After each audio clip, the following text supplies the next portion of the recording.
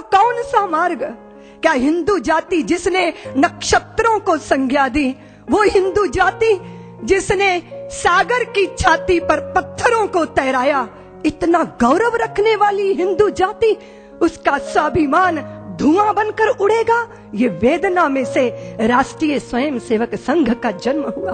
प्रचारकों ने अनवरत अपने जीवन को आहूत किया।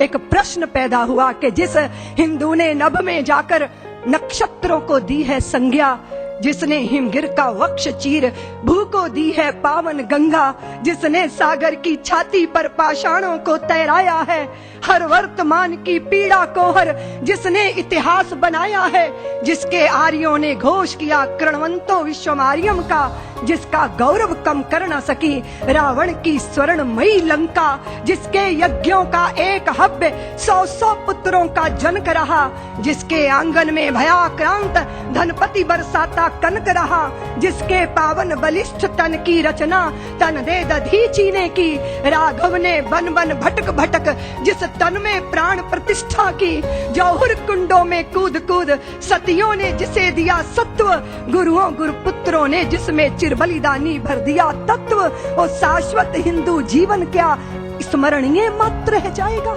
इसकी पावन गंगा का जल क्या नालों में बह जाएगा? इसके गंगाधर शिव शंकर क्या ले समाधि सो जाएंगे? इसके पुष्कर इसके प्रयाग क्या गर्त मात्र हो जाएंगे?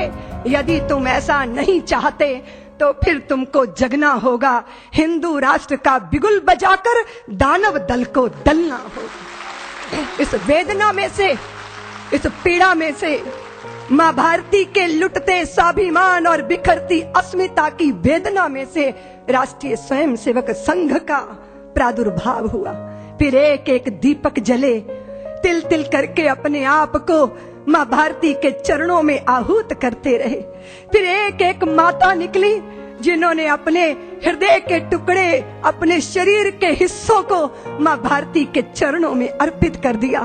फिर विद्यावती की वह परंपरा जीवंत हुई जहां भगत सिंहों को जन्म देने वाले, और फिर उसके बाद भगत सिंहों को फांसी के फंदों पर झूलते देखकर आंखों से आंसू बरसाने वाली माताओं की आंखों के आंसू देखकर लोगों ने संदेह व्यक्त किया।